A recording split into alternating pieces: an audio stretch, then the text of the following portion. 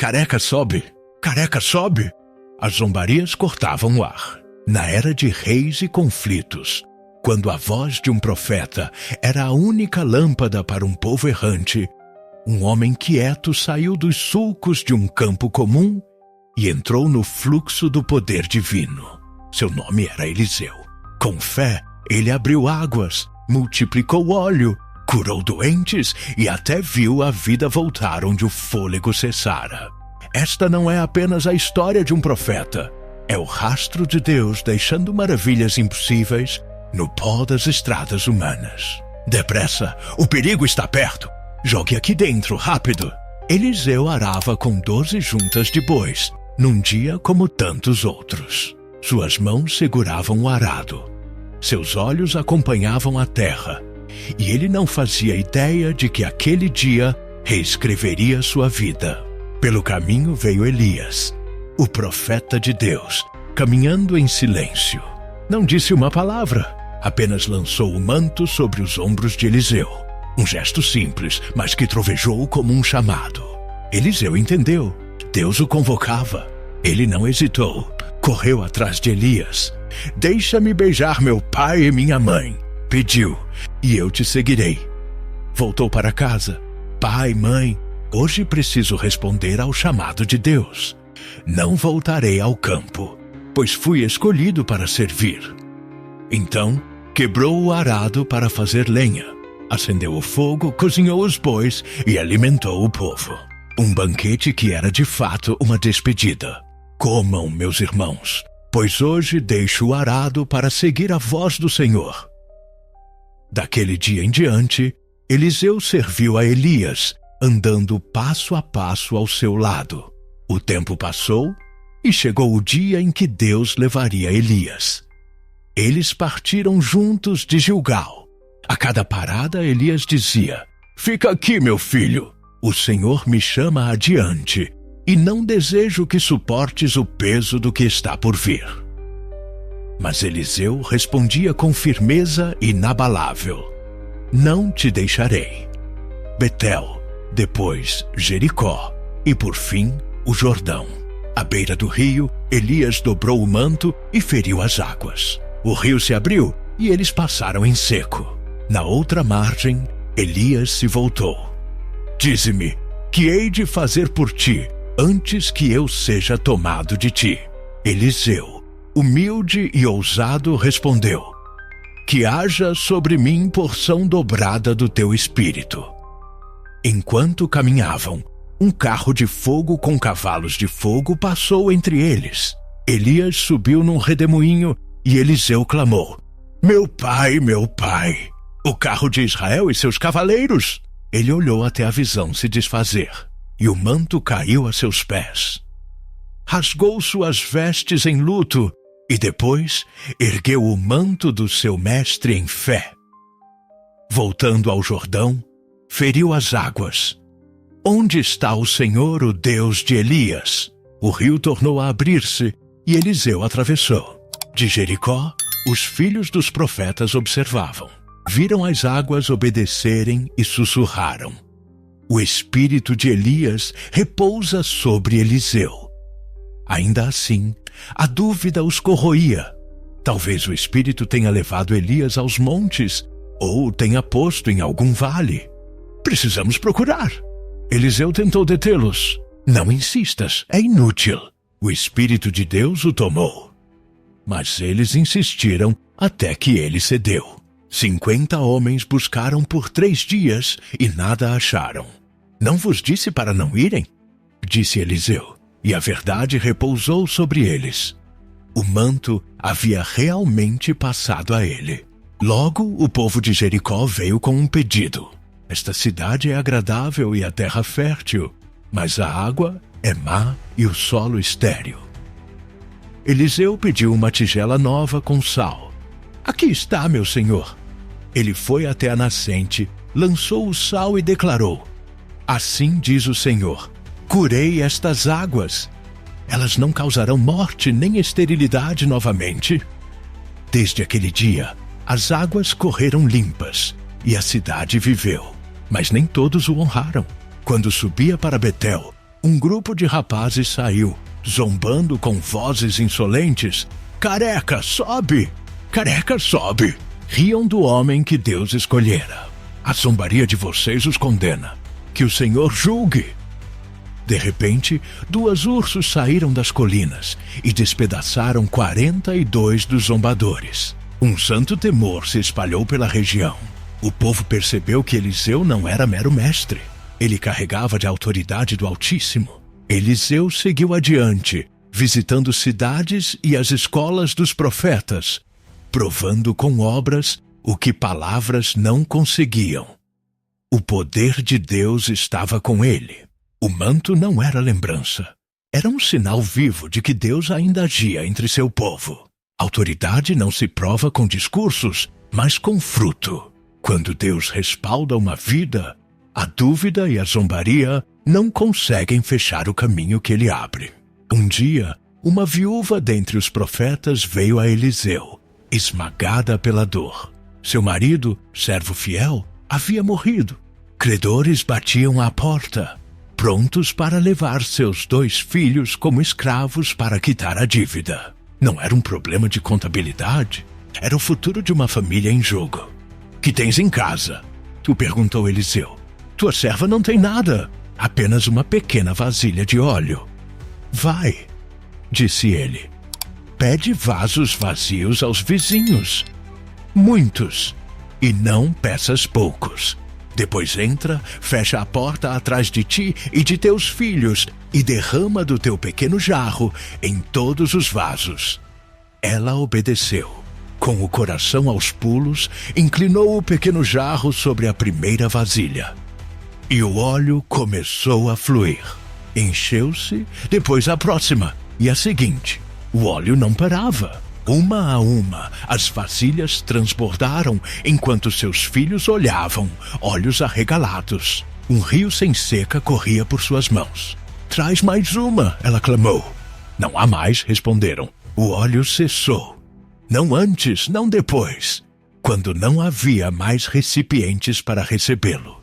Com lágrimas de assombro nos olhos, ela correu até Eliseu. Vai, disse ele, vende o óleo, paga a tua dívida e vive do restante. Ruína virou abundância. Seus filhos ficaram livres. Sua casa foi sustentada pela provisão de Deus. A notícia se espalhou como luz por uma janela. O Deus de Eliseu cuidava não só de nações e reis, mas também de cozinhas e despensas. Quando colocamos o nosso pouco nas mãos de Deus, Ele o faz muito.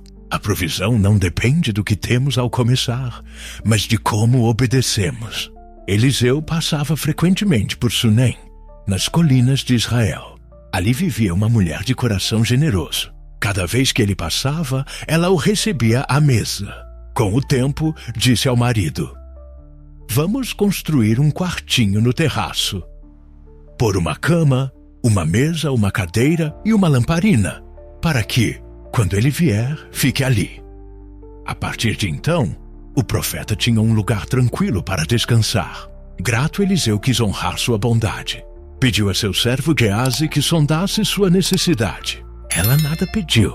Estava contente. Mas Geazi observou: ela não tem filho, e seu marido é velho. Eliseu a chamou à porta. Nesta mesma época, no ano que vem, você terá um filho nos braços. O medo passou por seu rosto. Não, meu senhor, homem de Deus, não enganes a tua serva. Contudo, a palavra permaneceu, e no ano seguinte, ela tinha um menino ao colo. Maravilha encheu a casa. Anos se passaram. Um dia o menino foi ao campo com o pai. De repente gritou: minha cabeça! Minha cabeça! Um servo o levou à mãe. Ele ficou em seus joelhos até o meio-dia e morreu. Sua dor era profunda como o oceano, mas ela não se rendeu ao desespero.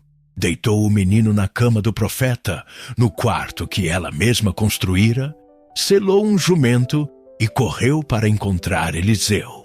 Caindo aos seus pés, suplicou em lágrimas. E Eliseu entendeu. Levantou-se imediatamente e foi com ela. No quarto de cima, o menino jazia imóvel. Eliseu orou. Depois se estendeu sobre o rapaz. Boca sobre boca, olhos sobre olhos, mãos sobre mãos. O calor começou a voltar ao corpo da criança. Eliseu andou um pouco, voltou e se estendeu sobre ele de novo. De repente, o menino espirrou 7 vezes e abriu os olhos. Chama a mãe dele, disse Eliseu. Ela caiu aos seus pés em gratidão e, então, tomou o filho vivo nos braços. O quarto que a hospitalidade construiu tornou-se o palco onde a vida venceu a morte. Deus honra a generosidade e a fé. Atos de amor muitas vezes abrem a própria porta por onde os milagres entram. A fome feriu a terra, mas Eliseu continuou a visitar as comunidades proféticas. Homens aprendendo a viver pela palavra de Deus. Um dia, juntaram o que puderam para um cozido. Um discípulo, sem saber, colheu curcubitáceas silvestres, venenosas. Cortou-as no caldeirão. Quando as tigelas foram servidas e as primeiras colheradas provadas, um grito rasgou o salão. A morte na panela! O medo subiu. Eliseu, inabalável, pediu farinha, lançou-a no cozido e disse: servi ao povo. Eles comeram, e o veneno desapareceu. O que ameaçava matar virou a refeição que sustentou. Logo depois, um homem veio de Baal-Salissá trazendo primícias, pães de cevada e grãos frescos. Eliseu disse: dá ao povo para que coma. Geazi vacilou. Como porei isso diante de 100 homens? Eliseu respondeu: dá ao povo, pois assim diz o Senhor: comerão e ainda sobrará. Ele obedeceu. Comeram, se saciaram e sobras permaneceram. A escassez não reina onde Deus fala. A notícia desses sinais correu como fogo por aldeias e escolas. O povo entendeu. Eliseu não era comum. Por meio dele, vida, provisão e esperança alcançaram os cansados em tempos magros. Onde não havia o suficiente, Deus multiplicou. Onde havia veneno, Deus curou. O amargo virou doce. O pouco tornou-se muito. Eliseu recusou-se a ser intimidado pela falta ou pela sombra da morte, pois sabia que o poder de Deus podia mudar tudo. E quando confiamos nele, o que não basta e o que é nocivo tornam-se bênçãos que saciam e transbordam. Naqueles dias, Arã era um reino feroz, temido por seu exército. Naamã, seu comandante, era um guerreiro celebrado, condecorado, rico, honrado, mas sob a armadura vivia uma ferida que suas vitórias não podiam esconder: lepra. Em sua casa, uma menina israelita, levada cativa na guerra, servia a esposa de Naamã. Um dia, ela falou com simples confiança: ah, se o meu senhor fosse ao profeta que está em Samaria, ele o curaria. A esperança acendeu. O rei de Arã enviou Naamã com uma carta e presentes faustos de prata, ouro e roupas. O rei de Israel leu a carta e rasgou as vestes. Sou eu, por acaso, Deus, para dar vida ou morte? Ele procura briga. Mas Eliseu mandou dizer: deixa-o vir a mim, e saberá que há profeta em Israel. Naamã chegou com carros e cavalos, esperando cerimônia. Eliseu nem saiu. Mandou um recado: vai, lava-te 7 vezes no Jordão, e tua carne será restaurada. Naamã ferveu. Para isso vim de tão longe?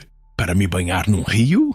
Porventura os rios de Damasco não são melhores do que todas as águas de Israel? E virou-se furioso. Mas seus servos o dissuadiram. Meu pai, se o profeta te pedisse uma grande façanha, não a farias? Quanto mais agora, quando te diz apenas: lava-te e ficarás limpo. Naamã desceu ao Jordão. Submergiu uma vez? Nada. 2, 3, 4, nenhuma mudança. 5, 6, ainda igual. Ao levantar-se pela 7ª vez, sua pele brilhava como a de uma criança. Estava limpo. Comovido, voltou a Eliseu. Agora sei que não há Deus em toda a terra, senão em Israel. Ofereceu presentes, mas Eliseu recusou. Cura não está à venda, é graça. Geazi, porém, correu atrás de Naamã, ganancioso por recompensa. Mentiu em nome de Eliseu e pegou o que lhe foi oferecido. Quando voltou, Eliseu o confrontou. Nada fica oculto a um espírito ensinado por Deus. O juízo caiu. A lepra que deixou Naamã pegou-se a Geazi. O milagre ensinou duas verdades. A obediência simples abre a porta da inteireza, e a cobiça pode arruinar até quem está mais perto das coisas santas. O poder não repousa em rituais grandiosos, mas na humilde obediência. Naamã precisou descer a um rio que desprezava para se erguer a uma vida que nunca imaginara. O ministério de Eliseu crescia, e também as comunidades proféticas. A morada deles ficou pequena. Vamos ao Jordão, disseram. Cada um pegue uma viga e construamos um lugar para morar. Eliseu foi com eles. Cortavam árvores na margem quando um grito repentino cortou o ar. A cabeça de ferro de um machado escapara do cabo e sumira no Jordão. Ai, meu senhor, era emprestada. Não era apenas uma ferramenta perdida. Era dívida, vergonha e o medo de falhar a confiança. Eliseu perguntou onde caíra. O jovem apontou. Eliseu cortou um galho, lançou-o sobre a água e o ferro subiu e flutuou. Toma-o, disse. Mãos trêmulas alcançaram e recuperaram o que deveria ter se perdido para sempre. O Deus que abre mares e multiplica pães também se importa com as pequenas coisas que nos desmoronam. Nada é pequeno demais para sua misericórdia. Enquanto isso, o rei de Arã guerreava contra Israel, mas cada emboscada que planejava era desbaratada. Eliseu a revelava ao rei de Israel. A fúria ferveu na sala do trono de Arã. Há um traidor entre nós. Não, meu senhor, disseram seus servos. O profeta em Israel conta ao rei as palavras que falas no teu quarto. O rei ordenou: descubram onde ele está. Quando souberam que Eliseu estava em Dotã, o rei enviou cavalos, carros e um grande exército à noite para cercar a cidade. Ao amanhecer, o servo de Eliseu saiu e gelou. A cidade estava cercada por soldados. Ai, meu senhor, que faremos? Eliseu respondeu calmamente: não temas. Os que estão conosco são mais do que os que estão com eles. O servo piscou, sem entender. Eliseu orou: Senhor, abre os olhos dele para que veja. Deus os abriu, e o monte flamejava com cavalos e carros de fogo ao redor de Eliseu. O exército do céu vigiava. Quando os arameus avançaram, Eliseu orou de novo: fere este povo de cegueira. Eles cambalearam sem ver. Eliseu saiu. Não é este o caminho, nem é esta a cidade. Segui-me, e vos levarei ao homem que buscais. Conduziu-os a Samaria, a capital. Lá orou: Senhor, abre-lhes os olhos. E eles se viram cercados pelo exército de Israel. O rei perguntou se deveria matá-los. Matarias os que capturas com tua espada e teu arco? Respondeu Eliseu: põe pão e água diante deles para que comam e bebam, e depois manda-os de volta. Prepararam um banquete. Os soldados comeram, beberam e voltaram ao seu rei, atônitos com a misericórdia. As hostilidades arrefeceram, porque até os inimigos reconheceram que o Deus de Israel lutava de modo diferente. Os que confiam em Deus nunca estão sós. A fé vê a proteção que o medo não enxerga. O tempo passou. Arã se levantou outra vez contra Israel e cercou Samaria. Portas se fecharam. A fome escavou a cidade por dentro. Cabeça de animal impuro se vendia por preço de rei. O desespero tomava as ruas. Enquanto o rei caminhava sobre o muro, uma mulher clamou por justiça. Sua história despedaçou o pouco de compostura que lhe restava. Na desesperação, Ela e outra mulher haviam combinado comer seus filhos. O primeiro fora morto. A segunda agora escondia o seu. O mal afundara ao limite. O rei rasgou as vestes e jurou que Eliseu morreria. Enviou um mensageiro, mas Eliseu estava sentado com os anciãos, sereno. Ouvistes como este filho de assassino mandou tirar minha cabeça? Mantendes a porta fechada? O próprio rei chegou, desesperado e amargo. Eliseu falou esperança em meio aos escombros. Amanhã, a esta hora, uma medida de farinha se venderá barato, e o dobro de cevada por pouco, à porta de Samaria. Um oficial zombou. Ainda que o Senhor abrisse janelas no céu, poderia isso acontecer? Eliseu respondeu: verás com teus olhos, mas não comerás. Naquela noite, Deus agiu. Fez os arameus ouvirem o estrondo de um vasto exército, cavalos e carros correndo. Certos de que Israel havia contratado reis estrangeiros para atacá-los, fugiram apavorados, deixando tendas, comida e tesouros para trás. Ao amanhecer, 4 leprosos fora da cidade pesaram suas opções de morte. Se entrarmos na cidade, morreremos de fome. Se ficarmos aqui, também morreremos. Vamos ao acampamento arameu. Se nos pouparem, viveremos. Se nos matarem, morreremos. Encontraram o acampamento vazio, mesas postas, suprimentos intactos. Comeram e beberam, esconderam parte do despojo e então disseram: este é um dia de boas notícias.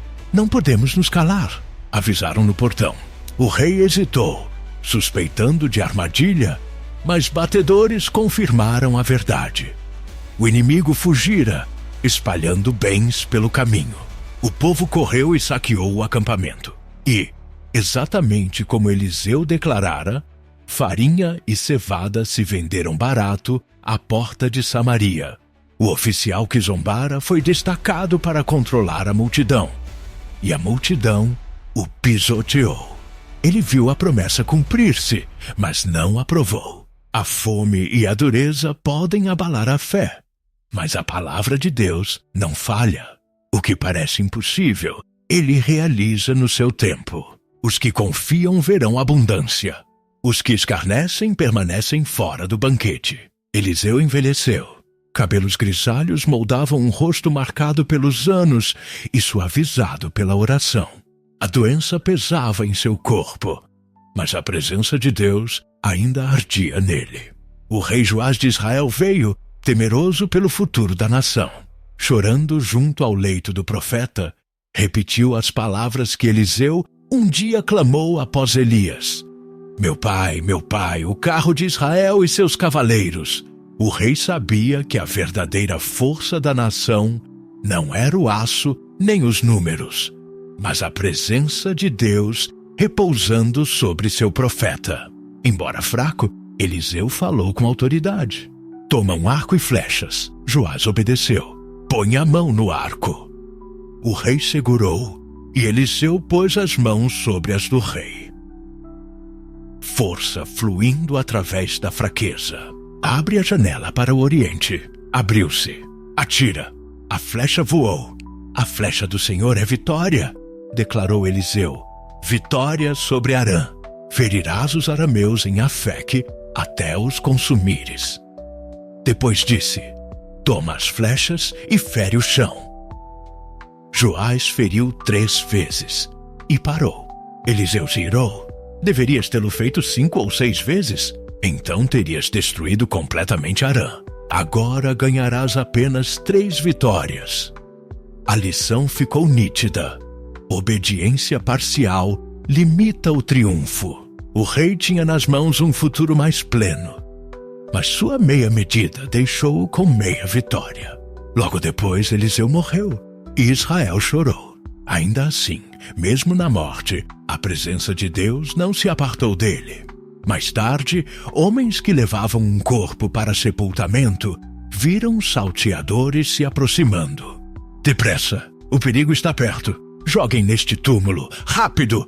Lançaram o corpo na sepultura de Eliseu. Quando o morto tocou os ossos do profeta, reviveu e se pôs em pé.